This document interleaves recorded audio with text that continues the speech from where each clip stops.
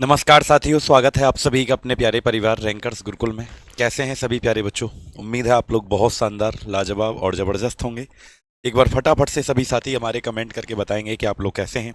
उसके बाद हम शुरू करते हैं आज की इस क्लास को। आपके सामने बहुत प्यारी और शानदार क्लास होने वाली है। और जैसे कि आप सभी को पता है कि पिछली क्लास के अंदर हमने एक टॉपिक स्टार्ट किया था, और जिस टॉपिक का नाम आपको पता है force and laws of motion. ठीक है, बल और गति के नियम हम पढ़ रहे थे, और उसके अंदर थोड़ा सा हमने पढ़ लिया था, फोर्स के बारे में पढ़ लिया था, फोर्स के टाइप हमने पढ़ लिए थे। आज हम लॉज ऑफ मोशन पढ़ेंगे, यानी कि गति के नियम हम पढ़ेंगे, लेकिन उससे पहले एक छोटा सा टॉपिक पढ़ेंगे। ठीक है,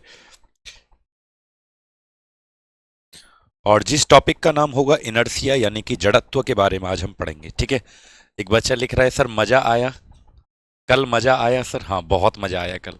कल सच में इतना मजा आया, बस पूछो मत। बहुत सारा कल केक खाया, बहुत सारी पार्टी की। ठीक है, बहुत सारे आइटम्स हमने खाए। बहुत मजा आया कल। कल आदित्य सर का बर्थडे था, तो बहुत मजा आया, एंजॉय किया हमने, डांस किया। ठीक है, बढ़िया वाला डांस किया था हमने। तुम तो आते ही नहीं हो हमारे यहाँ, तुम आते तो और ज़्यादा मज़ा आता बेटा। चलो करें, हमारे लिए नहीं भेजा, आपके लिए भी भेज दूंगा। आदित्य जी जल्दी से कमेंट करके बताओ कैसे हैं, कैसे न बा, कैसे बोलते हैं? अच्छा, भोजपुरी में कैसे बोलते हैं भाई? हमको आता नहीं है, सिखाओ ना कैसे बोलते हैं। अच्छा ऐसे बताओ। मैं ना कई बार बच्चों से पूछता हूँ कि कैसे बोला जाता है। अच्छा चलो, भोजपुरी में बोल के दिखाएंगे आज कि अगर मुझे बोलना है कि कैसे हैं आप, तो कैसे बोलोगे? कैसे हैं आप, ऐसे ही बोला जाएगा क्या? बताओ, ऐसे ही बोला जाएगा कि कैसे हैं आप, कैसिन बा। अच्छा, का हाल बा।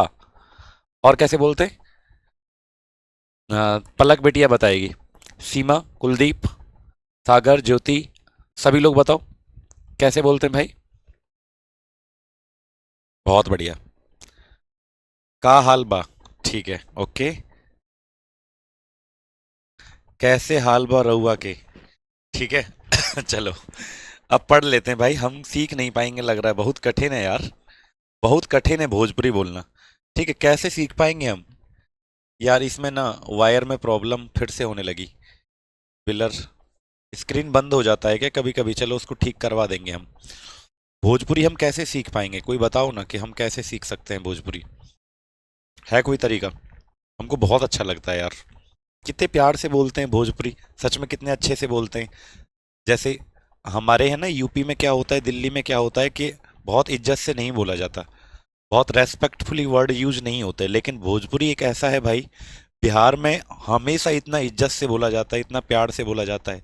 कहते हैं कि जैसे खाना खा लो, तो हम क्या कहते हैं? खाना खा ले। हमारे यहाँ क्या कहते हैं? खाना खा ले भाई, खाना खा ले रे, ऐसे कह देते हैं। वहां पे क्या कहते हैं? खाना खा लीजिएगा ना, लीजिएगा ना, बैठिएगा ना आप लोग, आप आइएगा ना।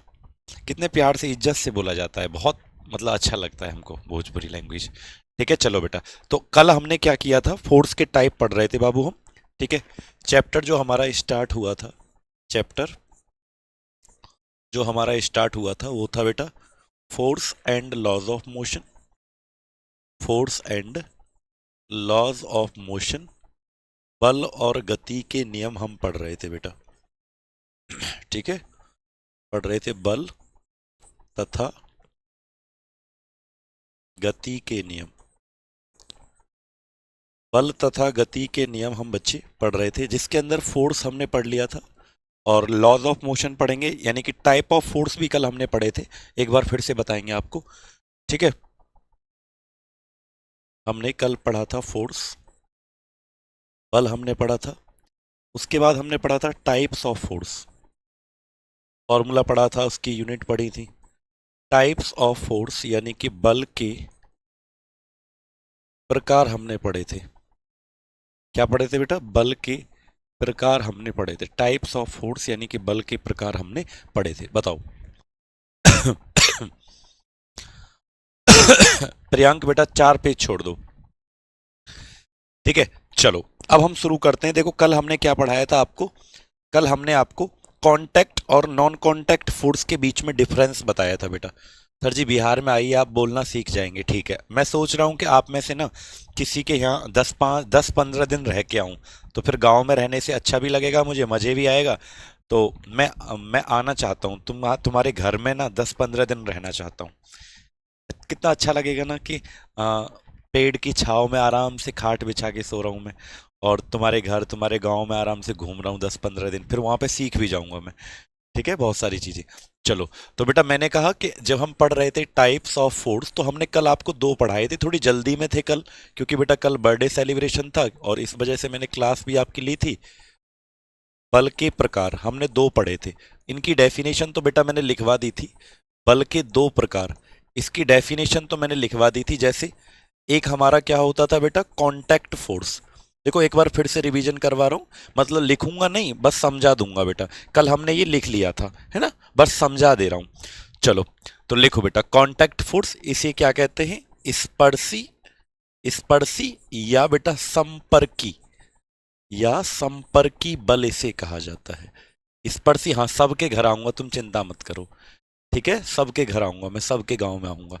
चलो, अब सुनो मेरी बात। तो इसे कांटेक्ट या फिर इसे क्या कहते हैं हिंदी में, संपर्की या स्पर्शी। मैंने कल बताया था बच्चों आपको कि ये बल तब काम करता है जब दो ऑब्जेक्ट, है ना, तब जब दो वस्तुएं आपस में कांटेक्ट में होती हैं, है ना बेटा।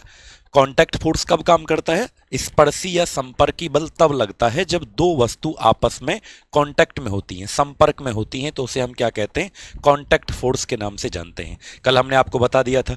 ठीक है, क्या बताया था, इसके एग्जाम्पल, डेफिनेशन नहीं लिखवा रहे, इसके एग्जाम्पल बता रहे हैं। जैसे कल हमने आपको बताया था फ्रिक्शन फोर्स होता था एक, क्या होता था बेटा, घर्षण बल। घर्षण बल तब लगता है बच्चों जब दो वस्तु आपस में क्या होती हैं, एक दूसरे के ऊपर चलती हैं। मान लीजिए मैं भागने लग जाऊं, ठीक है, तो जब मैं इधर भागूंगा, मेरी मोशन जो होगा, गति वो इधर होगी, तो सामने से मेरे ऊपर क्या लग रहा होगा, फ्रिक्शन फोर्स, यानी कि घर्षण बल सामने से मेरे ऊपर लग रहा होगा। तो ऐसा बल जो तब लगे जब दो ऑब्जेक्ट, दो वस्तु आपस में कांटेक्ट में होती हैं, संपर्क में होती हैं, उसको क्या कहा जाता है, कांटेक्ट फोर्स कहा जाता है, यानी कि संपर्की या स्पर्शी बल कहते हैं बेटा। ठीक है, हाँ, तो घर्षण बल तभी लगता है बेटा, अगर कांटेक्ट में नहीं हो, संपर्क में नहीं हो, तो घर्षण बल आपका नहीं लगेगा। ठीक है बच्चों, और इसके एग्जाम्पल हमने लिखवाए थे आपको, टेंशन, वो वाला टेंशन नहीं जो आपको होता है पेपर वाला, कि सर मुझे तो बहुत टेंशन हो रहा है, नहीं, टेंशन का मतलब होता है तनाव वाला बल। कौन सा वाला, तनाव। जैसे मान लीजिए कोई बंदर है, हाँ ऋतिक जी देखते हैं बेटा, करवाते हैं उसको। ठीक है, चलो, अच्छा कोई बंदर है, बंदर, तुम भी तो मेरे छोटे छोटे से बंदर हो तुम, छोटे छोटे से बंदर हो तुम मेरे, और ऐसे तुम रस्सी से लटके हुए हो, रस्सी से या स्प्रिंग से आप लोग लटके हुए। तो जब आप रस्सी से या स्प्रिंग से लटके हुए हो, तो बंदर जो है रस्सी से लटका हुआ है ना, और रस्सी पेड़ से बंधी हुई है, तो जो उन दोनों के बीच में लग रहा होगा ना खिंचाव, उसको कहते हैं टेंशन, तनाव बल कहते हैं उसको। क्या कहते हैं बेटा, टेंशन फोर्स, तनाव। ऐसी हमने आपको कल बताया था बियॉन्ड फोर्स। क्या बताया था बेटा कल हमने आपको, बियॉन्ड फोर्स। इसे कहते थे उत्प्लावन बल। क्या कहते थे इसको, उत्प्लावन बल इसे कहते थे, बियॉन्ड फोर्स, उत्प्लावन। बेटा कल ये हो गया था, ठीक है, हाँ, बियॉन्ड फोर्स उत्प्लावन बल कल हमने आपको बताया था कि भाई जैसे कोई बाल्टी है, मतलब बकेट, और वो पानी से भरी हुई है, कोई बाल्टी है या कोई बर्तन है पानी से भरा हुआ, उसमें जब कोई दूसरा ऑब्जेक्ट को डाला जाता है, जब कोई दूसरी वस्तु को भरे हुए बर्तन में डाला जाता है, तो नीचे से आपको ऐसा लगेगा कि जो पानी है ना, पानी, वो नीचे से एक बल लगाता है उस वस्तु के ऊपर जो आप डुबा रहे हो, जिसको आप डिप कर रहे हो, पानी में डुबा रहे हो, ऐसा लगेगा कि नीचे से क्या लग रहा है बेटा, फोर्स लग रहा है, बल लग रहा है। हम पढ़ाएंगे गुरुत्वाकर्षण वाला, जब ग्रेविटेशन वाला टॉपिक आएगा तब हम इसके बारे में बताएंगे। तो ऐसा बल जो ऐसा लगता है कि पानी लगा रहा है, तो उसको हम क्या कहते हैं, बियॉन्ड फोर्स, उत्प्लावन बल कहते हैं बाबू। ठीक है, अच्छा, तो दूसरा हमारा क्या आता था, फोर्स का जो दूसरा टाइप होता था उसे हम कहते थे नॉन कॉन्टैक्ट। क्या कहते थे बेटा, नॉन कॉन्टैक्ट। ये जस्ट इसका अपोजिट होता है बेटा, कॉन्टैक्ट का अपोजिट क्या हो जाएगा, नॉन कॉन्टैक्ट। तो वो था स्पर्शी, ये क्या हो जाएगा बेटा, ये हो जाएगा हमारा अस्पर्शी बल। क्या हो जाएगा, अस्पर्शी, या हाँ संपर्की बल नहीं होता। इसमें क्या होता है बेटा, ये बल तब लगते हैं बाबू जब दो वस्तु आपस में कांटेक्ट में नहीं है, मतलब उन दोनों के बीच में कोई कांटेक्ट नहीं है, फिर भी फोर्स लग रहा है, फिर भी बल लग रहा है, ऐसे बल को कहते हैं नॉन कांटेक्ट। ठीक है, कोई कांटेक्ट नहीं है दोनों के बीच में, फिर भी लग रहा है, है ना। जैसे मान लीजिए अगर ये देखो मार्कर मेरे हाथ में लगा हुआ है, जैसे ही मैं अपनी उंगलियों को हटाता हूं ये नीचे गिर गया। देखो, जैसे ही मैंने अपनी उंगली हटाई ये नीचे गिर गया। तो क्या ये पृथ्वी के संपर्क में था? तो आप बोलोगे सर कांटेक्ट में नहीं था, अर्थ के कांटेक्ट में नहीं था, फिर भी ये नीचे गिर गया। अर्थ ने इसके ऊपर कौन सा फोर्स लगाया? पृथ्वी ने इसके ऊपर ग्रेविटेशन यानी कि गुरुत्वाकर्षण बल लगाया। तो गुरुत्वाकर्षण जो बल है बेटा, वो कैसा बल है? वो आपका आपका नॉन कांटेक्ट का एग्जाम्पल है। गुरुत्वाकर्षण जो बल है, ग्रेविटेशन, ग्रेविटेशन जो फोर्स होता है, यानी कि गुरुत्वाकर्षण जो बल होता है बाबू, वो कौन से प्रकार का बल है? Non contact. ऐसे ही बच्चा मैग्नेटिक जो चुम्बकों के बीच में होता है, बिहार में पटना में ही आप कहकर, हाँ ठीक है, हम पटना आएंगे भाई, ठीक है, आप हमको लेने आ जाना, ठीक है, आप हमको लेने आ जाना, अपने गांव में ले चलना हमको, फिर हम आप हमको वो खिलाना, लिट्टी वाला खाना, ठीक है, लिट्टी।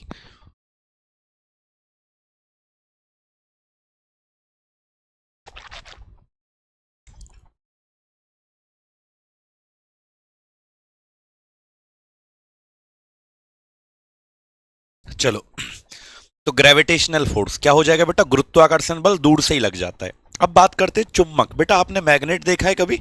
हाँ, मैग्नेट चुम्बक, ठीक है। तो एक मैग्नेट मेरे हाथ में है और दूसरा मैग्नेट इस हाथ में है, तो आपने देखा होगा कि मैग्नेट मैग्नेट को दूर से ही अट्रैक्ट कर लेता है, चुम्बक चुम्बक को दूर से ही खींच लेता है ना। चुम्बक दूर दूर है फिर भी उनके बीच में क्या लग जाता है? चुम्बकीय बल, मैग्नेटिक फोर्स लग जाता है। तो बेटा याद रखना सभी लोग, तो वो भी क्या है? अस्पर्शी, नॉन कॉन्टैक्ट।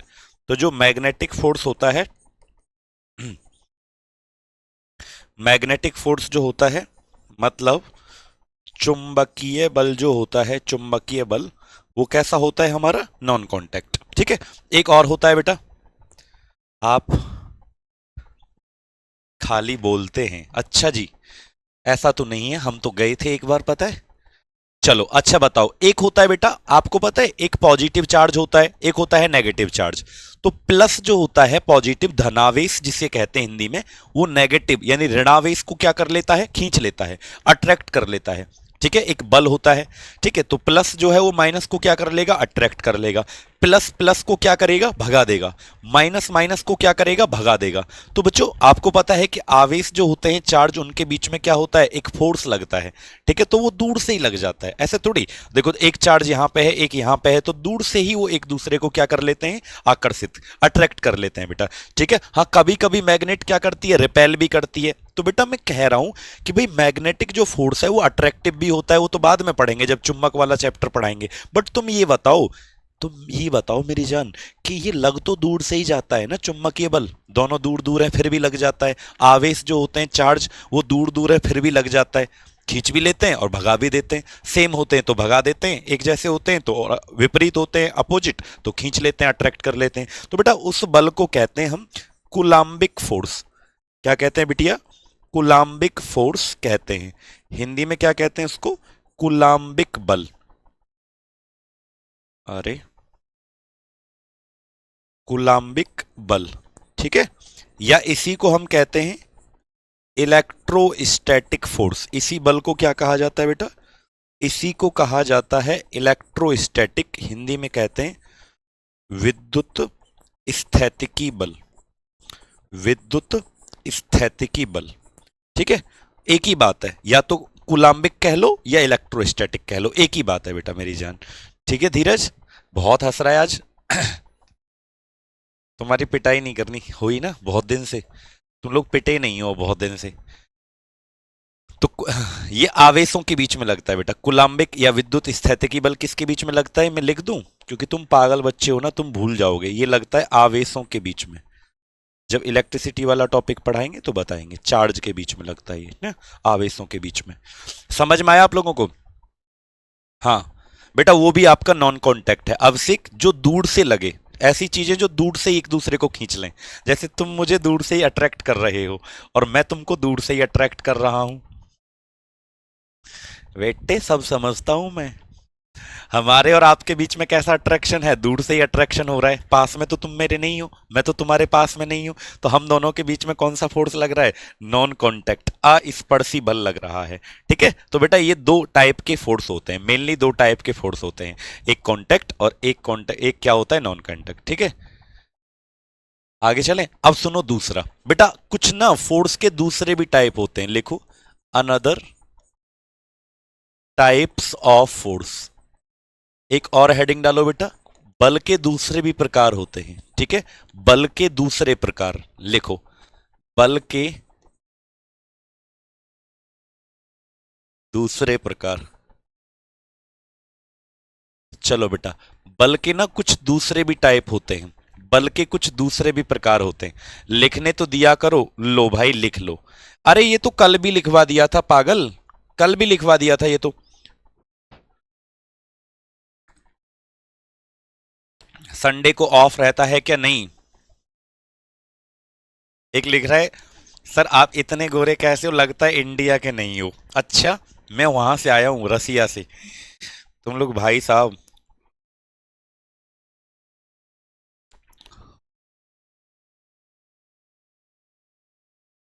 जल्दी से लिखो, फिर हम लिखो अगला हेडिंग।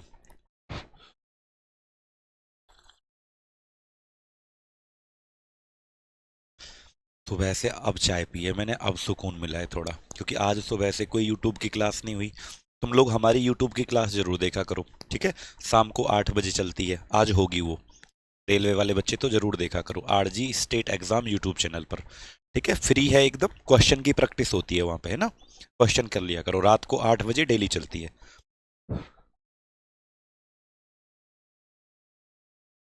हो गया, चलो।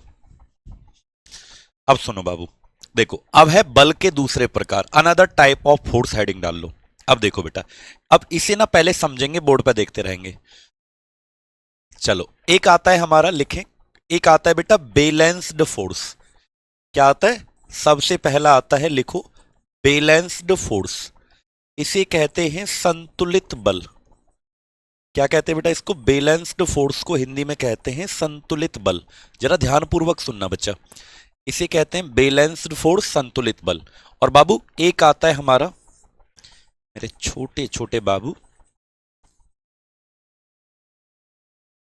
महिला मित्र, अनबैलेंस्ड फोर्स। तुमने एक गाना सुना है अभी ना, एक गाना जब मैं नीचे से आ रहा था तो एक गाना चल रहा था, महिला मित्र।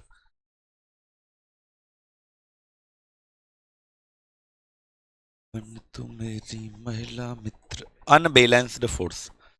ठीक है, असंतुलित बल। लोग पता नहीं कैसे कैसे गाने बना देते हैं बेटा, और ऐसे अच्छे से सुंदर से भी गाने होते हैं, खराब से भी गाने होते हैं। तुम अच्छे अच्छे वाले सुना करो, ठीक है? एक होता है बैलेंस संतुलित, एक होता है अनबैलेंस असंतुलित। अब जरा इन दोनों में अंतर समझना बेटा, देखो मैं आपको करके दिखाता हूं। देखो, देखो बच्चा, जैसे मैं एक एग्जांपल लेता हूं, आप यहां ध्यान से सुनो। मान लीजिए ये कोई ऐसे मेज है, मेज टेबल, इसके ऊपर ये कोई ये कोई भी ऑब्जेक्ट रखा है बेटा, कोई वस्तु ऐसे रखी हुई है, और इसके ऊपर इधर से हमने 10 न्यूटन का बल लगाया। कितना? इधर से मान लीजिए कोई बच्चा 10 न्यूटन का बल लगाता है, ठीक है? और इधर से कोई बच्चा 10 न्यूटन का बल लगाता है। अब बाबू एक बात बताओ तुम मुझे, जब अगर दोनों डायरेक्शन में, दोनों तरफ, इधर भी और इधर भी, अगर इक्वल फोर्स लगेगा, यानी कि बराबर लगेगा बल, तो क्या ये ऑब्जेक्ट जाएगा इधर उधर? क्या ये मूव करेगा? तुम बताओ, क्या ये वस्तु चलेगी? नहीं। जैसे बचपन में स्कूल में, कॉलेज में खेले होंगे, रस्सा वाला गेम होता था, उधर से लोग खींचते थे, इधर से खींचते हैं, तो अगर वो बराबर खींच रहे हैं तो फिर तो भाई कुछ जाएगा ही नहीं, वो वस्तु क्यों चलेगी? जब बराबर बराबर खींच रहे हो तो बेटा वो वस्तु क्यों चलेगी? तो यानी कि उस ऑब्जेक्ट को हम क्या कह देंगे फिर? बैलेंस हो गया है। ये जो ऑब्जेक्ट है, ये जो वस्तु है, जब बराबर इसके ऊपर बल लगेगा बेटा, तो क्या ये चलेगी? नहीं चलेगी। तो इसका मतलब ये क्या हो गई है? बैलेंस हो गई है, ये संतुलित हो गई है। क्या हो गई है? ये बैलेंस। ठीक है, तो अगर मैं आपसे पूछूं कि ऐसे बल, ये जो बल लग रहे हैं, इनको क्या कहा जाएगा? बैलेंस्ड फोर्स, संतुलित बल कहा जाएगा। तो बेटा यहां पर नेट फोर्स की वैल्यू कितनी आएगी? कौन बताएगा? कुल बल का मान कितना होता है? संतुलित बल जब लगते हैं तो कुल बल का मान कितना हो जाता है बेटा? जीरो। ठीक है,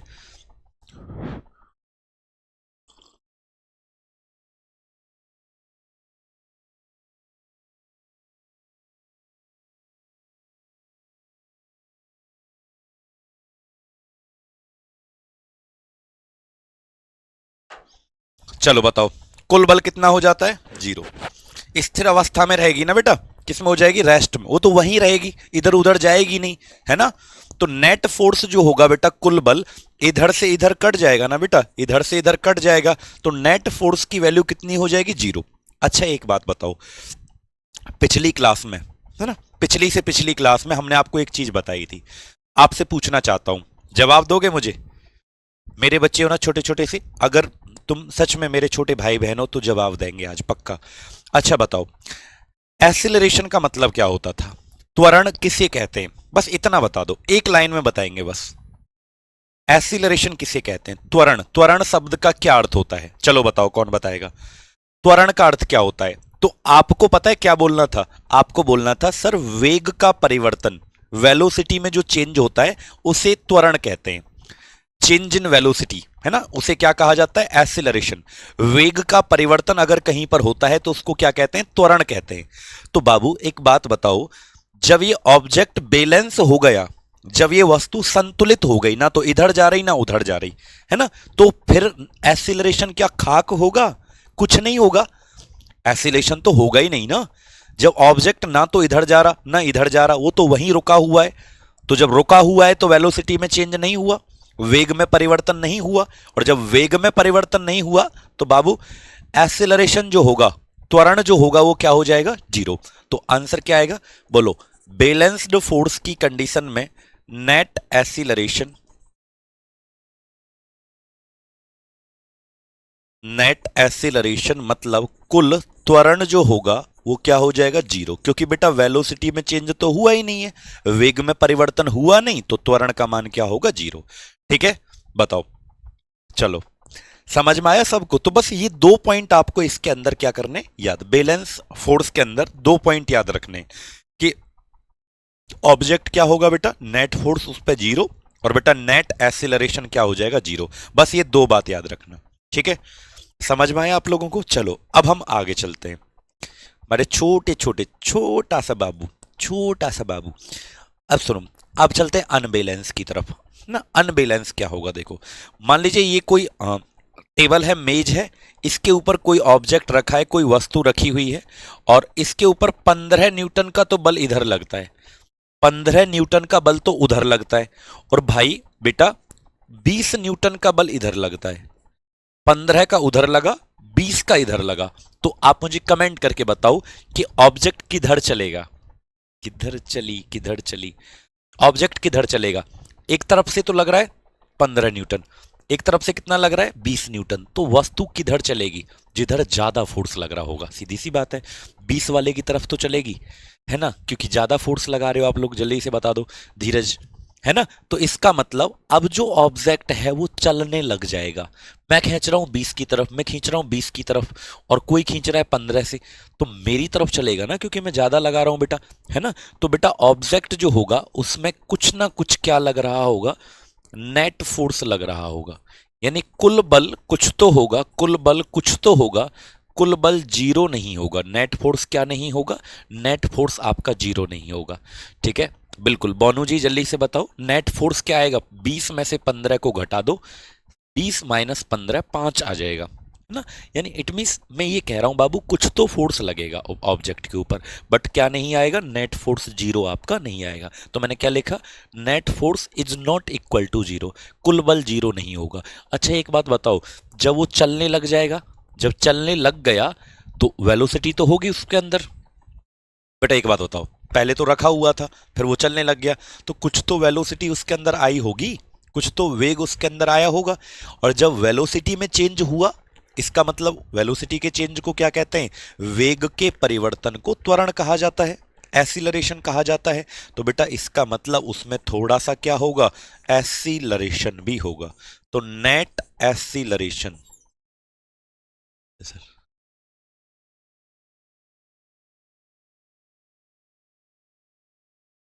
नेट एसिलरेशन, कुल त्वरण जो होगा, कुल त्वरण जो होगा वो क्या नहीं होगा, जीरो नहीं होगा। ठीक है, कुल एसेलरेशन, नेट एसेलरेशन आपका जीरो नहीं होगा। हाँ बिल्कुल, समझ में आया बाबू।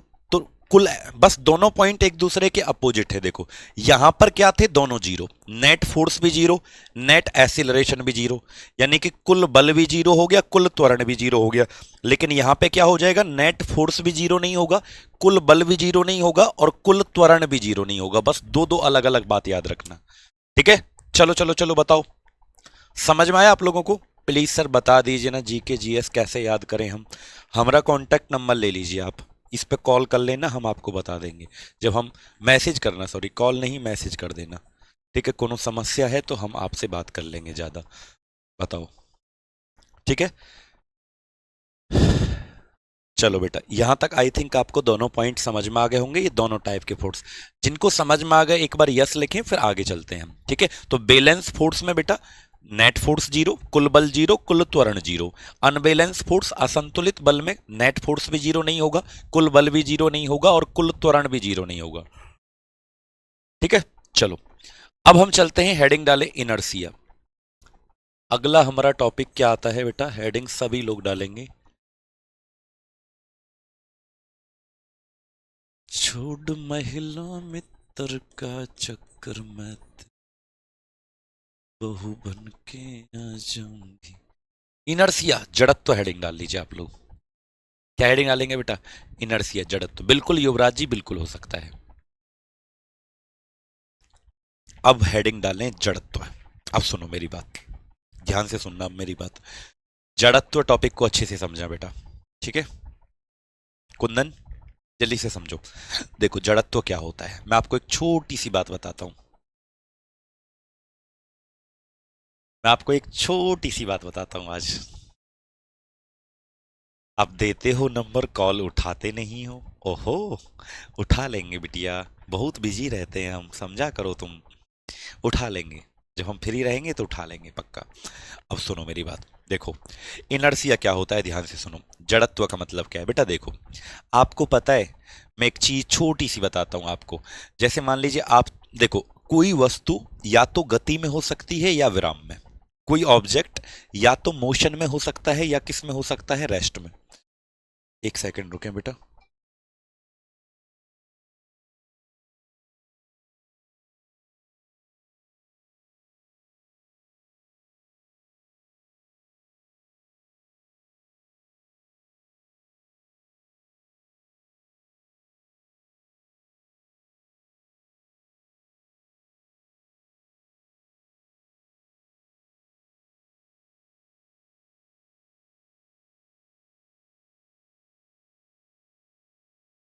हाँ बेटा चलो, तो मैंने कहा देखो, कोई वस्तु दो ही तरीके से हो सकती है, या तो वो रेस्ट में होगा, विराम में, या फिर वो किस में होगा, मोशन में। मोशन का मतलब क्या है, गति में। या तो कोई वस्तु चल रही होगी, मोशन में होगी, गति में, या फिर वो किस में होगा भैया, रेस्ट में होगा, यानी कि विराम में होगा।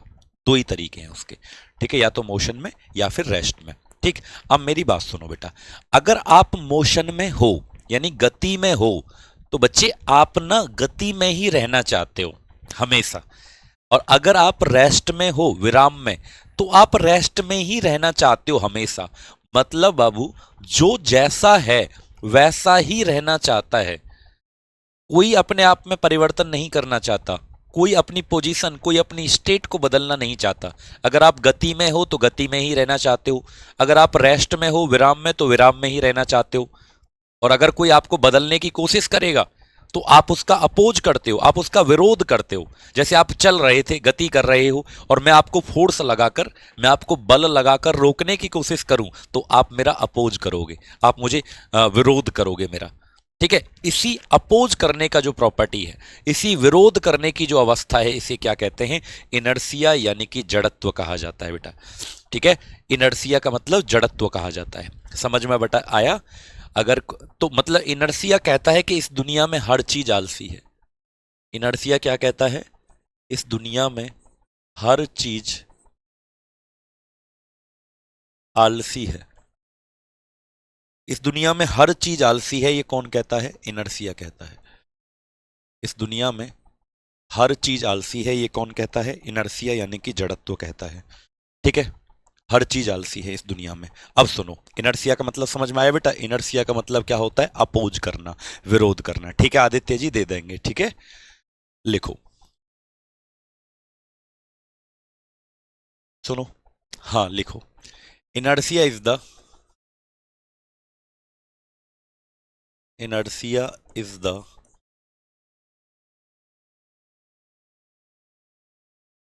property of any object which oppose the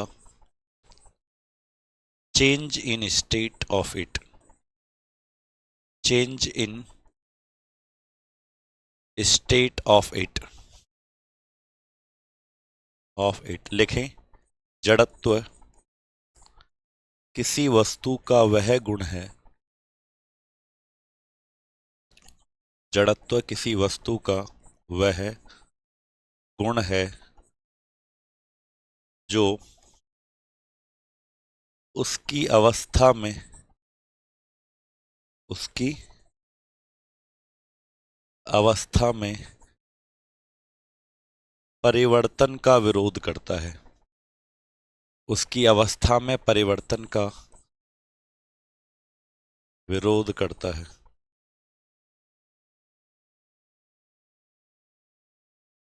विरोध करता है। ठीक है बेटा, जड़त्व क्या है? मान लीजिए कोई चल रहा है, गति में है तो वो गति में ही रहना चाहता है, कोई रेस्ट में है, विराम में, तो विराम में ही रहना चाहता है। अगर उसके ऊपर बल लगाओगे तो उसका वो अपोज करेगा, विरोध करेगा। ठीक है, अच्छा मेरी बात सुनो बाबू, ध्यान से एक बात सुनोगे? अच्छा तुम ये बताओ, जैसे हाँ मोटिवेशन भी देंगे, पहले मेरी बात सुनो। जैसे आप पहले इसे समझा तो दूं एक बार। जैसे आप बस में खड़े हो, बस में कौन कौन बच्चे ट्रेवल करते हैं? क्या आप कभी बस में गए हो? पहले बताओ, यस और नो। बस में या गाड़ी में तो कभी गए होंगे। तुम भाई पैसे वाले लोग हो, तुम गाड़ी में जाते हो, हम लोग गरीब आदमी हैं, हम बस में जाते हैं। तो जब आप गाड़ी में या बस में जाते हो और आप ऐसे खड़े हुए हो, अभी बस चली नहीं है, या आप बैठे हो सीट पे, मान लो आप सीट पे एकदम ऐसे बैठे हुए हो और अभी बस चली नहीं है, तो आप किस में हो? रेस्ट, विराम की अवस्था में हो। लेकिन जैसे ही बस वाला अचानक बस को चलाता है, तुम पीछे जाते हो। आप कहां जाते हो? एकदम से पीछे जाते हो। क्यों? क्योंकि आप खुद को रेस्ट में ही रखना चाहते हो, आप खुद को विराम में ही रखना चाहते हो। जैसे ही बस वाले ने बस को चलाया, आप रेस्ट में रहने की कोशिश करते हो, है ना बेटा? समझ में आया? तो आप क्या चाहते थे? आप जैसे थे वैसे ही रहना चाहते थे बिटुआ। अब मान लीजिए आप बस में हो, बस चल रही है, गति में है। ठीक है, जैसे मान लीजिए आप खड़े हुए हो, बस में हो, आप ऐसे खड़े हुए हो और बस चल रही है, गति कर रही है, और अचानक से जब बस रुकती है, अचानक से जब ब्रेक लगाता है ड्राइवर, तो आप एकदम भाग के जाते हो आगे की तरफ। क्योंकि आप गति में थे, तो आप, जब ड्राइवर ने आपको रोकना चाहा, बस को रोकना चाहा, तो आप आगे की तरफ भाग कर गए एकदम से। आप आगे की तरफ भागकर एकदम से गए। समझ में आया बेटा? तो इसे कहते हैं क्या? हमारा इनर्सिया। इनर्सिया का मतलब होता है कुंदन जी, क्या? अपोज करना, विरोध करना। ठीक है, कैमरा ऑफ हो गया था, चल गया बेटा, वो कभी कभी कर जाता है दिक्कत। ठीक है, तो ऐसे कहते हैं बेटा, क्या कहते हैं इसको? बोलो, जड़त्व कहा जाता है। अच्छा तुम मुझे कमेंट करके एक बात बताओ कि जड़त्व किस चीज पर डिपेंड करता है? इनर्सिया जो होता है वो किस चीज पर डिपेंड करता है? जड़त्व कौन ज्यादा अपोज करेगा, कौन ज्यादा विरोध करेगा? बताओ, कौन ज्यादा अपोज करेगा? जैसे मान लीजिए मैं हल्का सा व्यक्ति हूं, मैं तो हल्का सा हूं, छोटा सा हूं, मैं ऐसा बाबू सा।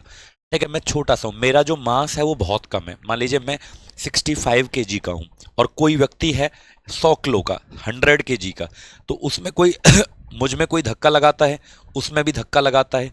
तो एक बात बताओ, कौन ज्यादा अपोज करेगा? मैं ज्यादा अपोज करूंगा या वो व्यक्ति ज्यादा अपोज करेगा? मैं ज्यादा विरोध करूंगा कि वो जो 100 किलो वाला है वो ज्यादा करेगा? बताओ भाई, मेरा तो है 65, उसका है 100, मास जो है द्रव्यमान।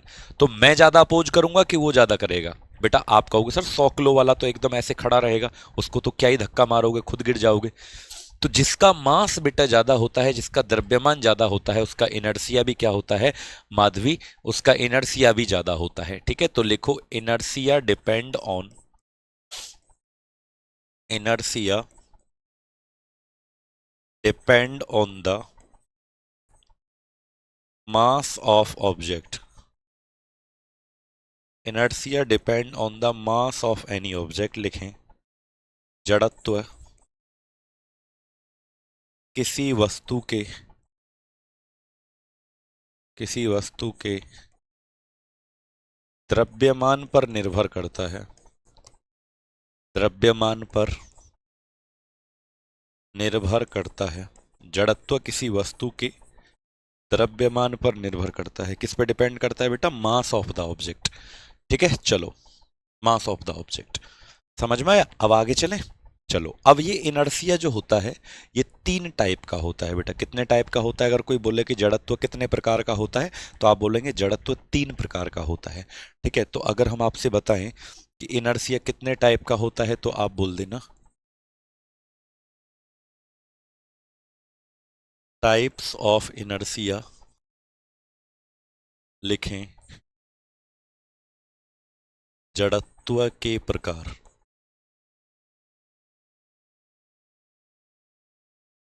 जड़त्व के प्रकार, टाइप्स ऑफ इनर्शिया हेडिंग डालें, जड़त्व के प्रकार लिखो। जड़त्व के प्रकार हेडिंग डालो बेटा। सबसे पहला आता है इनर्शिया ऑफ मोशन। क्या होता है बेटा? सबसे पहला जो आता है हमारा ये आता है इनर्शिया ऑफ मोशन। हिंदी में से कहते हैं गति का जड़त्व। गति का जड़त्व। अब देखो, इसका मतलब मैं आपको ऑलरेडी समझा चुका हूं।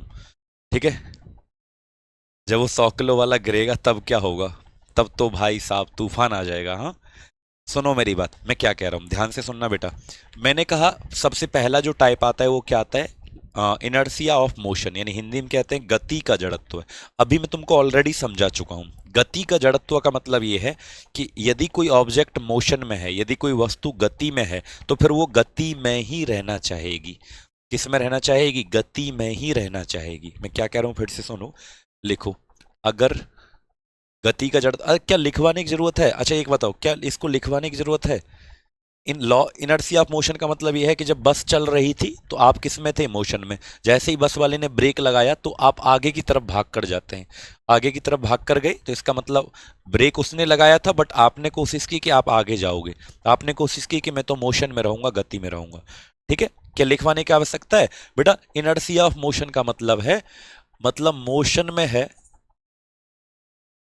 मोशन में अगर कोई है ऑब्जेक्ट तो वो किस में रहना चाहेगा?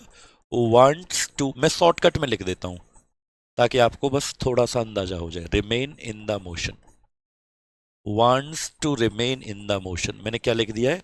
गति में रहना चाहता है। गति में कोई वस्तु किस में रहनी चाहती है? गति में रहना चाहता है। ठीक है, ऐसे लिख दिया है मैंने, शॉर्टकट में लिख दिया है बेटा। ठीक है, चलो अगला आता है बेटा, दूसरा जो हमारा टाइप आता है उसका नाम है इनर्शिया ऑफ रेस्ट। दूसरा जो हमारा टाइप आता है इसका नाम क्या होता है? Inertia of rest. मतलब इसे हम क्या कहते हैं?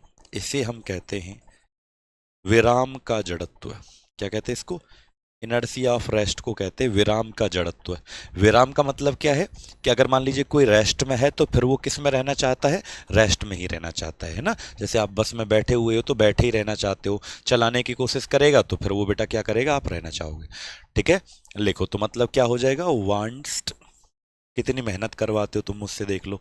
हिंदी में भी लिखवाते हो, फिर इंग्लिश वाले बच्चे इंग्लिश में बुलवाते हैं। कितनी मेहनत कोई करता है तुम्हारे लिए? बोलो, कोई करता है तुम्हारे लिए इतनी मेहनत? लेकिन मैं करता हूं, क्योंकि मैं तुमसे बहुत प्यार करता हूं। विराम में रहना चाहता है। किस में रहना चाहता है बेटा? रेस्ट में रहना चाहता है, विराम में रहना चाहता है, तो उसको हम क्या कहते हैं? Inertia of rest. अब तीसरा जो आता है बेटा, इसके एग्जाम्पल तो अभी मैं सबके दे के दिखा दूंगा, आपको लिखने की आवश्यकता नहीं है, एग्जाम्पल मैं दे के दिखाऊंगा। ठीक है, चलो। तीसरा जो आता है उसका नाम होता है इनर्शिया ऑफ डायरेक्शन। 3 टाइप होते हैं बेटा बस। तीसरा क्या आता है हमारा? Inertia of direction. मतलब इसे कहते हैं दिशा का जड़त्व। इसे क्या कहते हैं? दिशा का जड़त्व, इनर्शिया ऑफ डायरेक्शन। देखो बेटा इसका मतलब क्या होता है, मैंने कहा इनर्शिया ऑफ डायरेक्शन यानी कि दिशा के जड़त्व का अर्थ होता है कि अगर मान लीजिए कोई वस्तु है और वो एक डायरेक्शन में जाना चाहती है, एक दिशा में जाना चाहती है, तो फिर वो उसी डायरेक्शन में जाना चाहती है। कोई वस्तु अगर जा रही है किसी डायरेक्शन में, किसी दिशा में, और अगर आप उसकी डायरेक्शन चेंज करने की कोशिश करोगे, अगर आप उसकी दिशा बदलने की कोशिश करोगे, तो फिर वो आपका अपोज करेगी बेटा। फिर वो आपका क्या करेगी? विरोध करेगी। ठीक है, याद रखेंगे। हम्म। शिवानी ओजस गुप्ता जी, चलिए। तो बेटा क्या आपको समझ में आया? हाँ बिल्कुल काफ़ी है, बिहार पुलिस के लिए भी बिल्कुल काफ़ी है क्लास ये ना। तो मैं क्या कह रहा हूँ, फिर से समझाऊँ। मैंने कहा कि अगर कोई वस्तु एक दिशा में जा रही है और आप उसको चेंज करने की कोशिश करोगे, बल लगाकर, फोर्स लगाकर अगर आप उसकी डायरेक्शन चेंज करने की कोशिश करोगे, तो वो आपका अपोज करेगी, वो आपका क्या करेगी? विरोध करेगी। ठीक है, इसी को हम कहते हैं इनर्सिया ऑफ डायरेक्शन, दिशा का जड़त्व। मतलब कोई वस्तु किस में रहना चाहती है? Wants to remain in the same direction,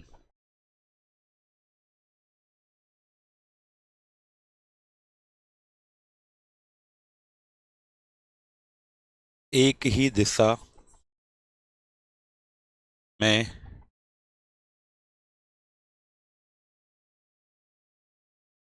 जाना चाहेगी, एक ही डायरेक्शन में जाना चाहेगी।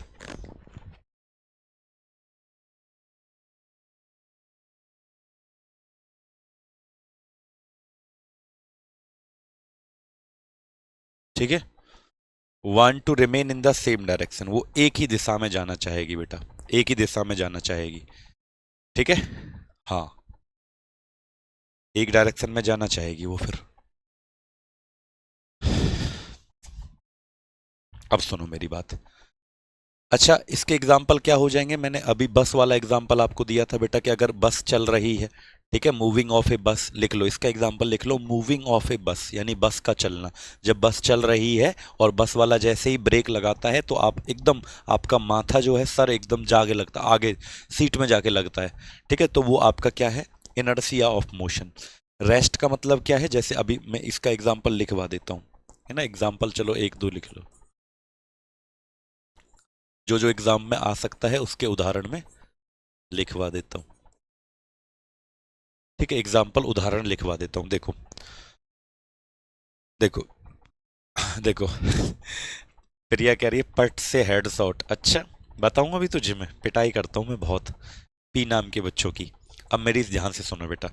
मैंने कहा कि जैसे एक पेड़ है, जैसे ये मेरा हाथ जो है ना, ऐसे समझो ये ट्री है, ट्री, पेड़, कितना सुंदर पेड़ है, देखो मेरा हाथ। ठीक है, ये है पेड़, और इस पे लग रहे हैं फल। एप्पल का पेड़ है ये, है ना, देखो कितना सुंदर पेड़ है। ये एप्पल, इसके ऊपर ना सेब लग रहे हैं, सेब। और ये एकदम रेस्ट में है, अभी किस में? ये हिल नहीं रहा बिल्कुल, ये रेस्ट में है। रेस्ट का मतलब विराम की अवस्था में। जैसे ही आंधी आती है ना, जोर जोर से तू हवा चलने लगती है, तो हवा क्या करती है? इसको ऐसे जोर जोर से हिलाती है। लेकिन ये तो कोशिश ये करेगा ना कि ये रेस्ट में रहे। ये जो ये पेड़ है, ये तो ये कोशिश करेगा कि ये रेस्ट में रहे, यानी कि विराम में रहे। लेकिन हवा इसको जोर जोर से हिलाना चाहेगी। ठीक है, इसको गति में करने की कोशिश करेगी, इसको मोशन में लाने की कोशिश करेगी। लेकिन ये कोशिश ये करेगा कि ये किस में रहे? रेस्ट में। तो दोनों की, भाई हवा इसको ऐसे हिलाएगी जोर जोर से, ये बेचारा किस में रहने की कोशिश करेगा? रेस्ट में, यानी विराम में रहने की कोशिश करेगा। दोनों की लड़ाई में रिजल्ट ये निकलता है कि इस पेड़ से, ये जो पेड़ है, इससे पत्ते, फल टूट टूट कर गिर जाते हैं। पत्ते और फल टूट टूट कर गिर जाते हैं। तो याद रखना, एग्जाम्पल इसका क्या हो जाएगा? Falling of leaves and fruits from the tree.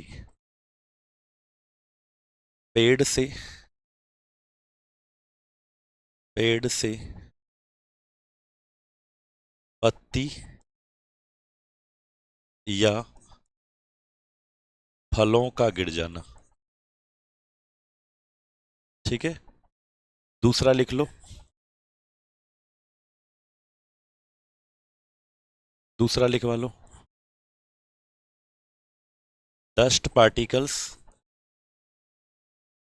Come out from the carpet.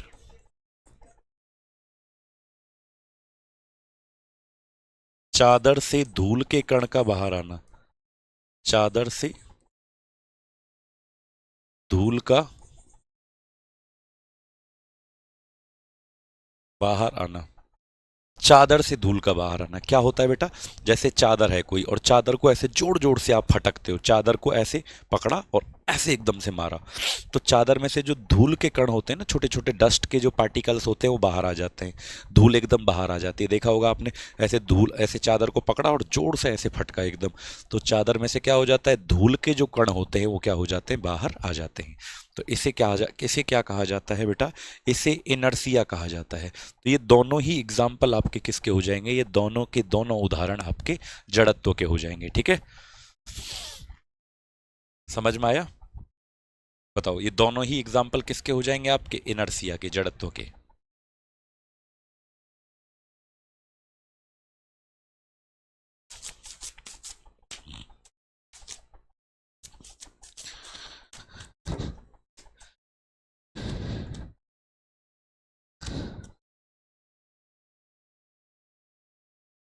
ठीक है, बताओ। एक बच्चा कह रहा है सर, फ्रिक्शन और इनर्सिया के बीच में क्या डिफरेंस है? बेटा, फ्रिक्शन तो एक प्रकार का फोर्स होता है, बट इनर्सिया फोर्स नहीं होता। इनर्सिया तो एक प्रॉपर्टी होती है, जस्ट अपोज करती है वो। किसी ऑब्जेक्ट के ऊपर फोर्स लगाओगे, किसी वस्तु के ऊपर बल लगाओगे ना, तो बस वो तो अपोज करती है। उस ऑब्जेक्ट के द्वारा क्या किया जाएगा? अपोज। उस वस्तु के द्वारा विरोध किया जाएगा, बस उसी को हम इनर्सिया कहते हैं। Inertia of, rest of inertia का एग्जाम्पल पेड़ वाला, ये जो पेड़ वाला एग्जाम्पल है बेटा, ये इनर्सिया ऑफ रेस्ट का तो है ही। ठीक है, मतलब कितने भी एग्जाम्पल हो सकते हैं बाबू, कितने भी एग्जाम्पल हो सकते हैं। मानसा कुमारी, ठीक है,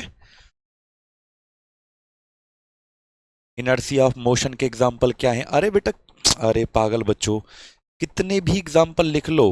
जैसे इनर्सिया ऑफ मोशन का एग्जाम्पल क्या हो जाएगा? सिटिंग इन द बस, या गाड़ी में बैठना। सिटिंग इन बस, आप गाड़ी में बैठे हो या बस में बैठे हुए हो और बस चल रही है, तो वो किसका एग्जाम्पल है? जैसे ही ब्रेक लगाता है बस वाला, तो आप क्या करते हो? आगे की तरफ, आपका माथा पट से हेड शॉट एकदम लगता है, आगे की तरफ लगता है, तो वो है आपका इनर्सिया ऑफ मोशन। ठीक है। हम्म ये आपका जो पेड़ है, पेड़ वाला, ये किसका है? विराम का जड़त्व, रेस्ट का है। ठीक है, तो बहुत सारे एग्जाम्पल आप लोग लिख सकते हैं बेटा। तीन नाम वाले के लिए एक सॉन्ग डेडिकेट है सर। अच्छा जी, आगे चले। अब आगे चलते हैं बेटा, तो अब हम हेडिंग डालते हैं। हेडिंग डालो सभी लोग, Newton first law of motion. बेटा सभी लोग हेडिंग डालेंगे, न्यूटन का गति के लिए पहला नियम। ठीक है, लिखें, Newton first law of motion. पाजी,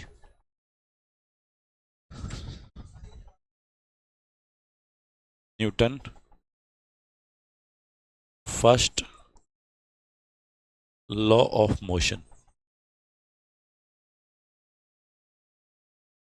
लिखें, गति के लिए न्यूटन का पहला नियम। गति के लिए न्यूटन का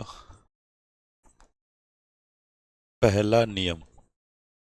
और बच्चों याद रखना, इसी नियम को हम कहते हैं लॉ ऑफ इनर्शिया। बेटा इसी लॉ को पता है क्या कहा जाता है? इसी लॉ को हम लॉ ऑफ इनर्शिया, मतलब जड़त्व का नियम इसे कहते हैं। याद रखना, इसी नियम को क्या कहा जाता है? न्यूटन का जो पहला नियम है। अच्छा एक बात बताओ, अगर मैं आपसे पूछूं कि इनर्शिया के बारे में, ये जो टॉपिक इनर्शिया है, जड़त्व, इसके बारे में किसने बताया था?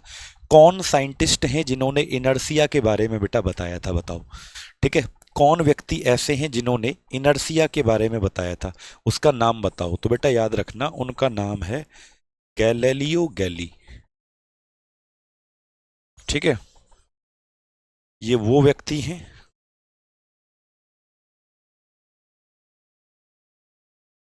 गैलीलियो गैली, ये वो व्यक्ति हैं जिन्होंने सबसे पहले इनर्शिया यानी जड़त्व वाला टॉपिक समझाया था, बताया था।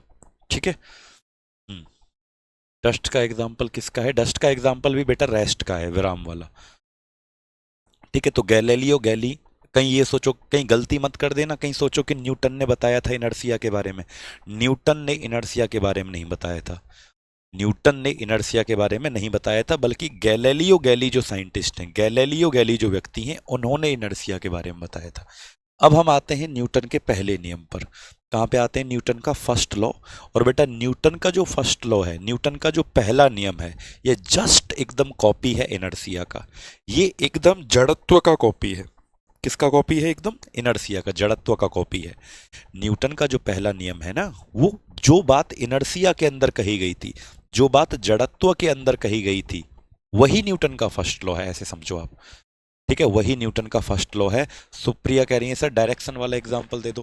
बेटा डायरेक्शन वाला एग्जांपल जो है, जैसे कोई क्रिकेटर है और उसने बॉल को फेंका और बैट से आपने क्या किया, उस बॉल को हिट किया, मारा, तो वो बॉल कुछ हद तक, जब आपने बॉल तो पहले तो इधर आ रही थी, आपने उसकी डायरेक्शन बदली, तो वो कुछ हद तक बेटा बॉल जो है वो डायरेक्शन को चेंज जब करेगी ना, तो उसका अपोज करेगी, विरोध।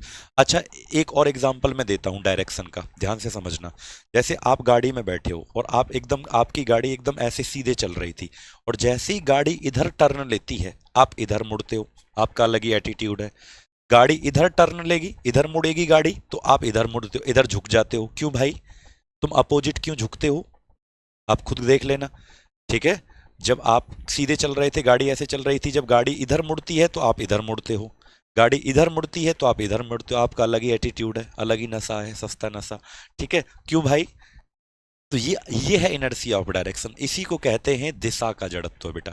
ठीक है, अब सुनो बच्चे, तो जो बात गैलीलियो गैली ने, जो बातें इसके अंदर कही हैं, इनर्शिया के अंदर जो बातें कही गई हैं, वही बातें मेरे प्यारे बच्चों किसके अंदर कही गई हैं? न्यूटन का जो फर्स्ट लॉ है उसके अंदर भी वही बातें कही गई हैं। ठीक है, तो बिल्कुल हूबहू है। न्यूटन का फर्स्ट लॉ ये कहता है, एक बार जस्ट समझा देता हूँ, स्टेटमेंट है, ज़्यादा इसमें कुछ नहीं करना। न्यूटन का पहला नियम ये कहता है कि अगर कोई ऑब्जेक्ट मोशन में है, गति में है, तो फिर वो हमेशा गति में ही रहेगा, है ना, जब तक उसके ऊपर कोई एक्सटर्नल फोर्स ना लगाया जाए, जब तक उसको रोकने के लिए कोई बाहरी बल ना लगाया जाए। दूसरी तरीके से समझेंगे, अगर कोई ऑब्जेक्ट मान लीजिए रेस्ट में है, रखा हुआ है, विराम में है, वो तब तक रेस्ट में रहेगा जब तक आप उसके ऊपर कोई एक्सटर्नल फोर्स नहीं लगाओगे। क्या करने के लिए? उसको मोशन में करने के लिए, उसको गति में करने के लिए। तो ऐसा ही तो बिल्कुल मैंने आपको इनर्शिया भी बताया था कि हर चीज आलसी है दुनिया में। तो हूबहू एकदम दोनों क्या है? कॉपी है। इनर्शिया जो है वो जस्ट क्या है? न्यूटन का फर्स्ट लॉ है। ठीक है बेटा, याद रखना, इस नियम में ये कहा गया है, according to this law, if any object if any object is in the motion or rest position, then it will be it will be in the same state, in the same state until the external force is not applied on it, is not applied on it। ठीक है, लिखें, इस नियम के अनुसार, इस नियम के अनुसार कोई वस्तु यदि गति या विराम की अवस्था में है, गति या विराम की अवस्था में है, तो तब तक उसी अवस्था में रहेगी, तब तक उसी अवस्था में रहेगी जब तक बाहरी बल ना लगाए जाए, बाहरी बल ना लगाया जाए। जब तक उसके ऊपर बाहरी बल ना लगाया जाए तब तक वो उसी अवस्था में रहेगी। इसको ही बेटा हम न्यूटन का क्या कहते हैं? पहला नियम कहते हैं बेटा। ठीक है प्यारे बच्चों, तो आज की क्लास में मज़ा आया, जल्दी से कमेंट करके बताओ। और आज रात को जो यूट्यूब पर 8 बजे क्लास होने वाली है, उसको सभी लोग आएंगे अटेंड करने। कहाँ पर होती है? एकदम फ्री है, उसमें प्रैक्टिस होती है। ऐसे ही ये जैसे आज हमारा जो टॉपिक है वो है वर्क एनर्जी पावर, कार्य ऊर्जा शक्ति। यूट्यूब पर प्रैक्टिस करवाऊंगा फ्री में एकदम। शाम को 8 बजे जरूर आना बेटा आप लोग। RG state exam YouTube channel है, उस पर लगी हुई है कार्य ऊर्जा शक्ति वर्क एनर्जी पावर। प्रैक्टिस के लिए आप ज्वाइन कर सकते हैं, ठीक है। तो बाकी कल मिलते हैं, यहाँ से आगे हम कल पढ़ेंगे। 5:30 बजे आपकी क्लास चलती है। थैंक यू सो मच, धन्यवाद।